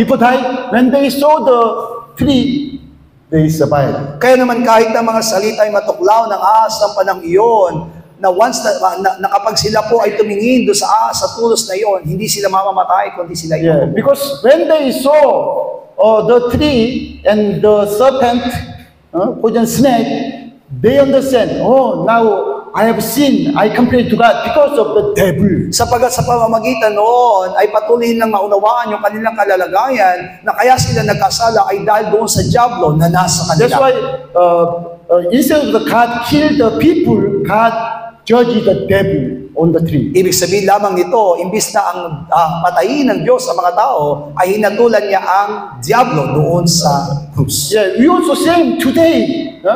We have evil mind, sin our body because of the devil. Iyan din ang ating kalalagay ngayon kung bakit nananatili yung masama sa ating kalooban at nakakagawa tayo ng kasalanan dahil doon sa diablo na nasa atin. God not angry to us because it is from the devil. Hindi nagagalit sa atin ng Diyos sapagkat alam niya na kung bakit tayo nagkakasala dahil sa diablo. God just let us to understand.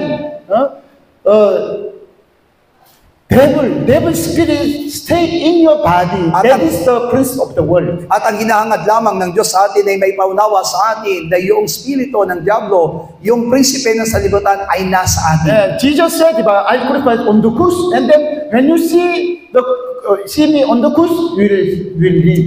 Yan ang dahilan kung bakit sinabi ng ating Panginoon Jesus, ako'y may papako sa krus at ang sino mang manampalatay sa akin, kayo'y Yeah, mabubuhay. why Jesus Christ crucified on the cross? For us. At alam natin ang pagkapako ng Panginoong Jesus doon sa krus ay para sa atin. For our sin, di ba? For our Para sin. sa aming kasalanan. But problem is this sin and evil came from the devil. Pero ang problema nga po, ang kasalanan ito at ang masama na nasa atin ay galing sa Diablo. That's why all the time God said, di ba, you must die because of sin. Kaya naman sa sa lahat ng pagkakataon sinasabing kailangan tayong mamatay. Yeah, there's devil in your body, even though in your mind. That's why you must die on the cross. Sapagat sa ating katawan, sa ating kaisipan ay naroon ang Diablo, kaya naman kailangan nating maipako sa krus. Thanks God, because God sent to us His Son Jesus as a man body. He removed our all sin. Sin. What's the sin? That is being the devil spirit moved to Jesus. At nagpapasalamat tayo sa Diyos sapagkat ipinadala niya ang kanyang anak na merong katawang katulad ng isang tao upang siya'y mamatay, upang yung kasalanan, yung spirito ng Diablo na sa atin ay mailipat sa kanya. Yeah, later we'll some more chapter about the sin, diba? That is being At devil spirit. patuloy nga po natin makikita kung ano ang kasalanan na ito ay mismong si Satanas. Yeah, you see, I saw some woman. One woman, after husband died, he put like a cement in the whole the body, cover of the white cement, husband's body. The dead one. The wife, after husband died, put the body on the body of the husband, white cement. Meron nga po isang babae nang mamatay ang kanyang asawa po ay ito po'y pinalibutan niya ng simentong puti, yung kanawan. And then every day sleep together and then hug. At araw-araw po, ninais po ng kasawang babae ito naging katabi yung kanyang asawa. Is it true love? Sa tingin niyo po, tunay ba ang kanyang pag-ibig? Yeah, no, already when husband died, it's not husband, diba? Already the new background. Pero tandaan natin na hindi yung totoong pag-ibig sapagkat patay na yung kanyang asawa at ito hindi niya na asawa. Same way, only one way the separate from the devil is our death. Yan din po, para tayo mahiwalay sa Diablo, ang tanging paraan ay kamatayan. When we die to the sin, the devil spirit that separate from us. Ibig sabihin, kapag tayo namatay sa ating kasalanan, aalis na sa Satanas. That's why by the faith, what the baptism, we have to die with Jesus Christ on the cross. Kaya nga po sa pamagitan ng bautismo, kailangan nating mamatay doon sa krus. Thanks God, because God removed all mankind of sin and put the body of Christ. At nagpapasalamat tayo sa Diyos sapagkat inalis niya sa atin ang lahat ng kasalanan ay inilipat kay Jesus. What's the sin? Devil spirit. At alam niyo po yung kasalanan, ito po yung spirito. Which means Jesus Christ died on the cross for the devil. The devil died on the cross. Ibig sabihin, namatay si Jesus doon sa krus, ito'y para sa kamatayan ng Diablo. Yeah, that's why okay, some more, let's see. Numbers chapter 21, 8 and 9.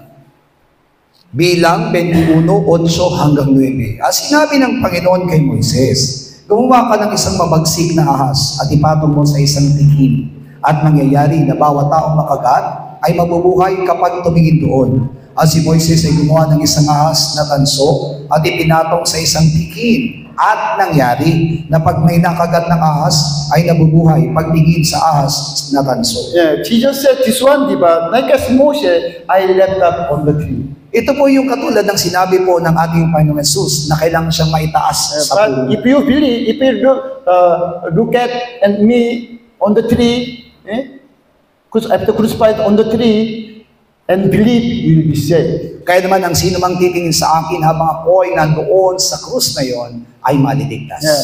That's why same way. When we see the cross of Jesus Christ on the cross, we have to really understand our devil spirit, our sin died on the cross. Iyan ang dahilan kung bakit kapag tayo titingin doon sa krus ng ating Panginoong Hesus, ang ating paniniwalaan, kasamang namatay ng ating Panginoong Hesus, yung spirito ng diablo, yung kasalanan doon sa krus. Yeah, that's why Jesus Christ destroyed devil on the cross. Kaya nga po magiging maliwanag sa atin na hinatulan ng Panginoong Hesus ang diablo doon sa krus. Yeah, John chapter 12, 31 hanggang 33. 12, 31 hanggang 12. Yeah, John chapter 12, 31 hanggang 33.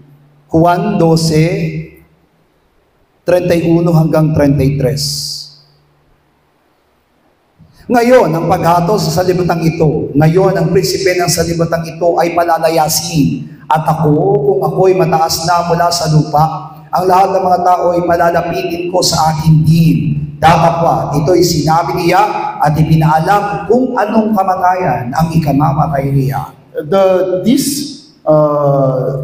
rule of the world, devil can be revealed by the true light. Ibig sabihin, mahayag lamang ang prinsipe ng sanlibutan sa pamamagitan ng tunay na liwanag. That's why Book of the John says about the word of God, the truth. Kaya naman, sinasabi ni Apostol Juan sa kanyang mga aklat, yung salita ng Diyos ay katotohanan. What is the word of God? It's true light, right and true light. Ano ang salita ng Diyos? Tunay na buhay at tunay na ilaw.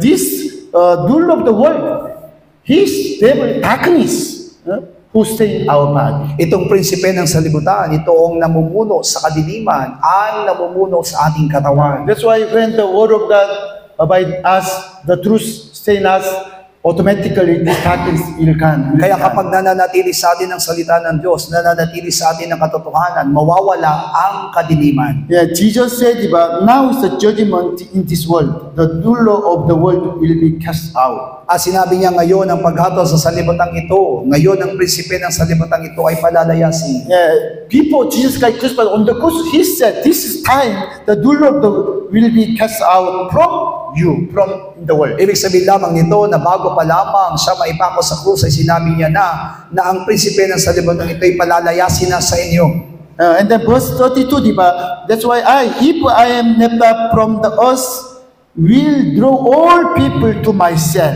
At kung ako ay maitaas na mula sa lupa, ang lahat ng mga tao ay palalapitin ko sa akin din. Which means, after I joined the devil on the cross, from that point, you can be saved and then you will come to me. Kaya nga po magiging maliwanag sa atin na matapos akong may taas, ang sabi niya, kayo'y maliligtas at lalapit kayo sa akin. Yeah, verse 33, that's why they understand what kind of death of Jesus Christ. Sabi sa 33, binamagit lamang dito kung anong kamatayan ng kanyang mararanasan. Now, I want to talk to you, it's God's will, restoration of the all things. Kaya nga po magiging maliwanag sa inyo ang aking sinasabi na kalooban ng Diyos ang pagbato ng balik ng lahat ng bagay. Because until restoration of all things, Jesus Christ still waiting in the heaven. Sapagkat mananatiling maghihintay sa kalangitan ng ating Panginoong Hesus hanggat hindi na numbalik ang lahat ng bagay. What is the restoration of all things? Ano po yung tinatawag na panunumbalik ng lahat ng bagay? God's true children coming out and then overcome the evil one. Na lahat ng mga anak ng Diyos ay patuloy na magiging matagumpay laban sa masama. Hallelujah. Amen. Evil one, the devil, especially it is our old man, old self. Ibig sabihin, yung masama na yon, yung diablo na yon, ay ang ating lumang pagkatao. Also, this simple body, simple body, you have to overcome this simple body. Kaya naman kailangan natin mapagtagumpayan ng ating kung makasalanang katawan. Okay, Matthew chapter 12, this story of the cast out demons. Mateo kabanatang 12 ay meron pong pagpapalayas ng demonyo. Yeah, verse 24, Matthew chapter 12, verse 24, Jesus said, they said to Jesus, this fellow, they said to Jesus, you are cast out demons by the Beelzebub, the king of the Satan, the king of the demons. Sinasabi nga po ng mga Pariseo sa ating Panginoong Hesus na siya'y nagpapalabas ng demonyo sa pamamagitan ng Beelzebub, na prinsipe ng mga demonyo. Who is Beelzebub? Sino po yung Beelzebub na sinasabi? Yeah, the Satan, Satan, because king of the demons. Ito po ay si Satanas, kaya nga sinabi ditong prinsipe ng mga demonyo. That's why verse 26, if Satan casts out Satan, his kingdom will be divided.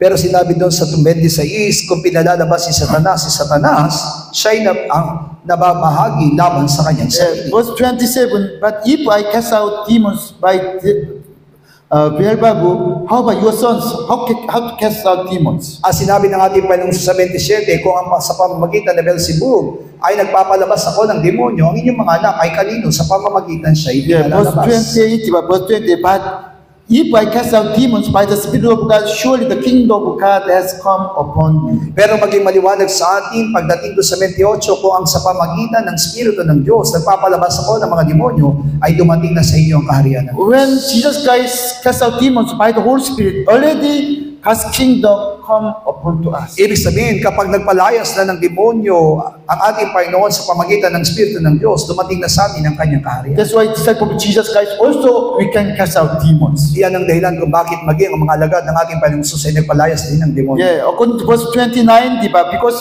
already Jesus Christ into the strong man's house and then tied up him. Sinabi nga po ng ating Panginoong Jesus, ito'y katulad ng isang tao na pumasok sa isang bahay at patuloy na ginapos siya. I'm sorry because before I said to you, demons are unbelievers, dead spirit. Ako yung humingi ng pag-umanhin sa inyo sapagkat dati binanggit ko nga po sa inyo ng mga demonyo ay espiritu ng mga taong namatay, di mananampalataya. Demons, they are spirit of the Satan. Pero alam niyo po ba na ang demonyo ay espiritu ni Satanas?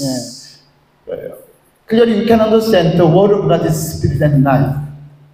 Alam natin at naunawa natin mabuti ng salita ng Diyos ay espiritu at buhay. But no teaching, no doctrine, especially heretic teaching, that is demons. Pero alam niyo po ba na lahat po ng mga maling katuruan, lalo na po ng mga kulto, ay tinatawag na demonyo. That's why Revelation chapter 16, 13 and 14, diba? Unclean spirit, the demons coming out from mouth of the dragon, mouth of the beast, mouth of the false prophet. Sinabi doon sa Pahayag, Kabanatang 16, talatang 13, at nakita ko lumabas sa bibig ng dragon, sa bibig ng hayop, at sa bibig ng bulaang propeta, ang tatlong spiritual na karumalduman. And then verse 14, they are spirit of demons. At pagdating sa 14, sila yung mga spirito ng mga demonyo. Don't worry about demons because they are only spirit of Pahayag 16, 13, 14. spirit of Satans. Sinabi doon na espiritu ng Satanas. Because Satan also spirit, diba? Satan also spirit. Sapagkat maging si Satanas ay espiritu rin. Through his message, through his teaching, he want to make demon possessed. Kaya nga po sa pamagitan ng kanyang katuruan, sa pamagitan ng kanyang doktrina, ginagawa niya ng mga tao na inaalihan ng demonyo. That's why we be careful to receive hearing no message, different teaching. Kaya po, kailangan natin maging maingat sa ating pakikinig ng mga nagtuturo. Because today there are many false prophets in the world. Sapagkat sa ngayon ay marami po mga bulaang propeta. If you join to false prophet meeting and hearing their message, listen their message, already you are demon possessed. Kaya naman kapag tayo dadalo sa kanilang mga pagtitipon at makikinig sa kanilang mga mensahe, magiging inaalihan tayo ng demonyo. Only word of God's truth. Tanging salita lamang ng Diyos ang katotohanan. When the truth word of God come to us, all the darkness and then even the demons will left from us. Kaya kapag nanatili sa atin ang katotohanan, mawawala sa atin ang kasalanan, ang kadiliman, maging si Satanas. Hallelujah. Amen. Okay, step by step, please you understand about our old man. Who is our old man? About also our simple body. Kaya naman kailangan natin unti-unting maunawaan ng mabuti ang ating lumang pagkatao at yung ating makasalanang katawan. Before, I didn't understand about my old man. Sapagkat dati nga po, hindi ko kayang unawain ang tungkol sa ating lumang pagkatao. But this time, when I check my ministry, I serve to God by my old man. Pero sa aking pagsiyasat sa aking mga nakalipas na paglilingkod, nakita ko na naglilingkod nga ako sa pamagitan ng ating lumang pagkatao. That's why I did God's ministry in the church by myself, diba? By my old man. Kaya nga po, ako po ay gumaganap ng aking tungkulin, ng aking gawain sa iglesia sa pamagitan ng aking sarili, sa pamagitan ng aking lumang pagkatao. That's why there's no fruit of the Holy Spirit. Kaya nga po, wala doon ang bunga ng Espiritu Santo. That's why my family, especially my wife, hurt their mind so much. Kaya nga po, naging matigas ang puso ng aking asawa at ng aking pamilya. Because I'm getting so much stress from the ministry, and then come back home, I upset to my family. Sapagkat naroon nga po yung tunay na paglilingkod ko na sa aking sarili at naroon yung kabigatan na aking nararasan at ipinapasa ko ito sa aking That's why the strong depression came to my wife, and then my wife all the time she want to suicide. Kaya dumarating yung mga tukso sa aking asawa hanggang sa naisipan niya nga po magpakamatay. Yeah. Why? Because it was my old man, strong my old man. Sapagkat yan yung naging resulta ng aking paglilingkod dahil sa aking lumang pagkatao. Almost I forgot, but sometimes still my wife said to me, at the time, you were devil. Nalilimutan ko na sana, pero minsan napapaalala sa akin na minsan sinabi sa akin ng asawa ko na para kang diablo. Yeah. When I angry to her people, she said to me, look at your face. Your face is like a devil. Lalo na noong nagagalit ako sa kanya, sabi ng asawa ko sa akin, tignan mo yung mukha mo, para kang diablo. There's no wrong with my wife. It's my problem, my problem. Ang totoo, walang maging problema sa asawa ko, ang problema nasa akin. Yeah, because I got so much stress from outside, but after come back home, I angry to my Dahil family. nga po sobrang kabigatan ang nararanasan ko sa labas na ipapasa ko sa aking asawa. But thanks God, because today there's no anger mind not with me. Pero salamat sa Panginoon ngayon, wala nang galit sa aking puso. Last time when I was in Korea, my last son Jiwon said to mother, Father, so much change.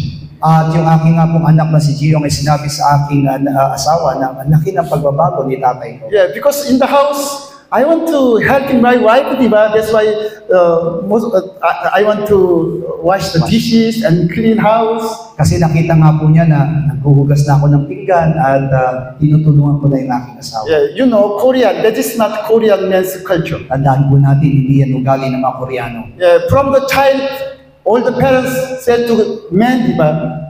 Don't wash the clothes and the dishes. Dahil pinalaki ng mga Koreano, mga nanay, ang kanyang mga anak na lalaki, wag na wag kayo maghugas ng pinggan, wag na wag kayo maglalaba. Yeah, you know, even though my parents, like my clothes put the nail on the wall, and on my clothes, my sister, girl sister put on their clothes so much angry to my sister. At alam niyo po ba na kapag sa bahay namin, sa mga Korean na mga bahay, meron tinatawag na sabitan ng damit.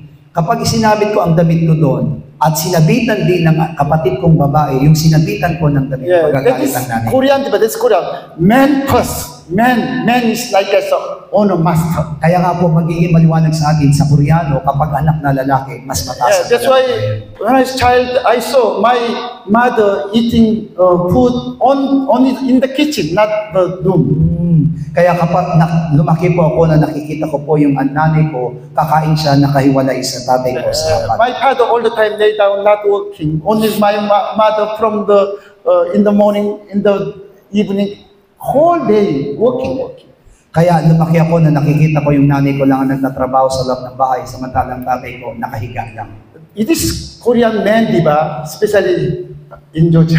At yan ang kultura ng mga Koreano para sa mga kalalakihan. That's why in my house, I was king, di ba? I was king. All the time angry, shouting. Kaya yan ang aking ugali sa loob ng bahay. Hari ako, kaya panay sigaw lang. It was my old man. Pero iyan ay ang aking lumang. But after deny my old man, I am changed. Pero matapos kong tanggihan yung aking lumang pagkatao, nawala na. But sometimes I can see still my old man, di ba? Pero minsan lumilitaw pa rin yung aking lumang. But thanks God, this time my wife said, you see? Pero kaya sinasabi sa akin, yan na naman. I can understand. Oh, it's my old man. That's why I said to my wife, sorry. Kaya kapag nakita ko yung sinasabi ko, paumanhin. I said to my wife, it's not through my mind. At yan ang hindi yan ang tunay kong kaisipan. It is our enemy, our old man, Ibig ourselves. sabihin na matindi nating kalaban ngayon ay ang ating lumang pagkatao. Our old man is not other beings. It's my mind, Ibig sabihin ng myself. ating lumang pagkatao, hindi isang nilalang, kundi tayo mismo yon. But this myself, my old man, came from first man Adam's sin. At ang lumang pagkatao ito ay galing mismo doon sa unang Adan bilang makasalanan. Who is the first man Adam? He want to be God, diba? He want no need God. I want to be God. Sino po yung unang Adan? Siya po ay nagnanais na maging Diyos. Parang sinasabi niya, hindi ko na kailangan ng Diyos. That's why even though you are pastor and servant of God, but not say, but you want to do by ourselves, not only God. Kaya naman bilang isang pastor, maaaring hindi naman natin sinasabi na gusto natin maging Diyos, pero ginagawa natin ang lahat ng bagay ayon sa ating sarili. You see now, young men, you pray to God, your wedding, diba? Your future husband and wife. Katulad ng mga kabataang lalaki, di po ba, yung mga kabataan ngayon, nagpaplano na kayo sa inyong magiging asawa. Kung paano They kayo- pray to God, God, please, you prepare my husband and wife. na pinapanalangin niyo kung sino ang gusto niyo mapangasawa. But after prayer, they decide, diba? Oh, beautiful, okay. Oh, handsome, okay. Pero kahit na nanalangin tayo ng ating mapapangasawa, nakita lamang natin na ito na may itsura, gusto na natin sila. Only prayer, but they decide.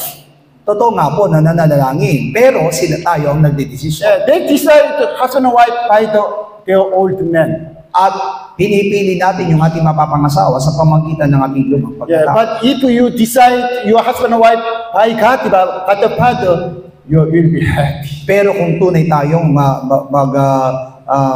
mananalangin ng ating mapapangasawa ayon sa kalooban ng Diyos, magiging masaya tayo. Mga pastoras, if you are not kill your old man, deny that your old man, you cannot any blessing or this in heaven. Mga pastor at mga lingkod ng Panginoon, kung di natin papatayin ang ating lumang pagkatao, wala tayong matatanggap na gantimpala at pagpapala sa harapan ng Diyos. When we serve to God by the Holy Spirit, there's rewards in heaven. Sapagkat naniniwala tayo na kung tayo maglilingkod ng lubusan sa harapan ng Panginoon, meron po tayong tatanggapin na gantimpala sa kalangitan. But if you serve to God by yourself, there's no guarantee, no rewards. Pero kung tayo maglilingkod ayon lamang sa ating sarili, wala po tayong katiyakan na tatanggap tayo. Last time, God said, you will be judged because you decide, you serve to me by yourself. At sa huling araw, ang sasabihin ng ating Panginoon, wala kang tatanggaping katimpala, kundi ikaw ay hahatulan. You see, Jesus Christ, Son of God, diba?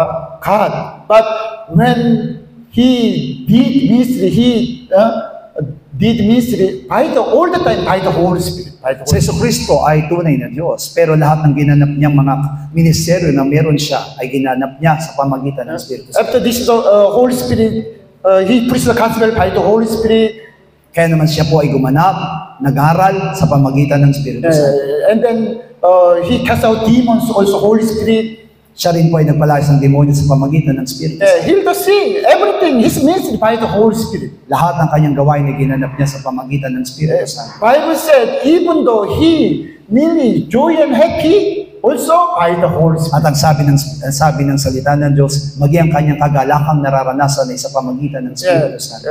God the Father gave to Jesus His words, word of God. At ibinigay ng Ama sa kanyang anak ang kanyang salita ng Diyos. But Jesus Christ preached the gospel. He said to word of God only by the Holy Spirit. Pero nang siya'y mangaral ng mabuting balita, siya'y nangaral ng mabuting balita sa pamagitan ng Espiritu Santo. He also saying, but problem is this our old man. That's why after deny our old man, Holy Spirit can working through Yan us. din ang dapat gawin ng base sa atin. Pero ang problema natin ay ang ating lumang pagkatao. Kaya naman kailangan mamatay ang ating lumang pagkatao at tayo may gumanap sa pamamagitan ng Espiritu Santo. That's why every day, all the time, we have to deny ourselves and take cross follow Jesus. Kaya naman araw-araw ang gagawin po natin ay itanggi ang ating dating pagkatao at pasanin ang ating krus at sumunod sa Kanya. You are servant of God, diba? You are all servant of God. Tayo pong lahat ay mga lingkod ng Panginoon. But until deny our own self, we cannot be true servant of God. Pero maliban, nalimutin natin ang ating datihang pagkatao, hindi po tayo magiging tunay na lingkod ng Panginoon.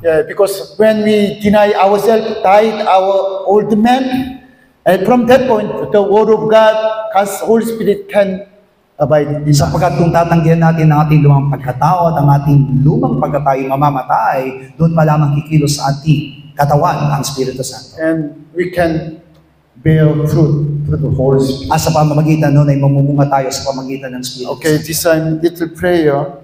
Tayo ay mananalangin. Deny ourselves to overcome our old man. Ipanalangin natin na patuloy natin maitanggi yung ating datihang pagkatao. Because the rule of the world is in me, in my body. Sapagkat yung prinsipe ng salibutan ay nasa ating pangkatawan. We have to overcome this evil one from our body. Kaya naman kailangan natin mapagtagumpayan ang masamang ito na nasa ating And katawan. then we have to kill our old man. At patayin ang ating lumang pagkatao sa pamagitan ng krus. Let's shout 3 times, oh my soul, overcome 3 times, all let's pray. Oh my soul, overcome. At tayo po'y manalangin. Oh my soul, overcome. Oh my soul, overcome. And oh my soul, overcome. Ang manalangin ko sa aling ko'y patuloy na nililihon. Amen. Nagtatay namin ang makasalanan. Nagtatay namin ang kahinaan. Dahil sa Espiritu, sa pagkasal sa amin. Kaya mga na lagi kami laban sa masama. Lagi kami maging matagumpay ng Diyos sa pamamagitan ng iyong mga salita. Tulungan kami ang manatiling ang iyong katotohanan sa buwan ng basa sa amin. Hindi mo yung mga salita kay Diyos. Ulit pamagawa namin ang lahat ng mga bagay na niluluwa mo. Kaya mga patuloy namin itanggi ang aming mga sarili. Pasalinang kung sa sumunod sa iyo at nakita mong lagi, Panginoong God, na kami tunay na nagtataglay ng lubos sa pagsunod. Mapagtagumpayan namin ang masama na nasa amin. Mapagtagumpayan namin ang diablo na nasa amin at makasalanang katawan, Panginoong Diyos, at tunay na ikaw lamang ang aming madagila at papapurihan sa buhay ng bawat isa. Ingatan mo kami lagi, Panginoong Diyos, bilang yung mga lingkod. Hindi kami mabuhay, magministeryo, ayon lamang sa aming mga sarili, kundi sa pamamagitan lamang ng Espiritu Santo. Let the truth remain in us, and help us to remain in your truth, O God. Yan ang aming patuloy na dinadalangin. Let your word remain in us, O God. At hayaan mo, Ama, ng mga salitang aming napapakinggan, ang mga salitang tunay na nilolog at hinangan mo sa amin ang siyang mamuhay at gumawa sa amin lahat, Panginoong God. At hayaan mo, Panginoong God, na patuloy na ang buhay na walanggan na hinahangad at inadasa namin ay patuloy namin maranasan. Let that life, O God, be manifest upon us, O God. At naniniwala kami na naman ang mga bagay na loloobin mo, at naman ang mga bagay na nanaisin mo, Panginoong Diyos, ay mananatili sa aming mga sarili, Panginoong God, sa pangalan po ng aming Panginoong Jesus. Amen. Kakaroon muna po tayo ng break. Hallelujah, at babalik po tayo ulit.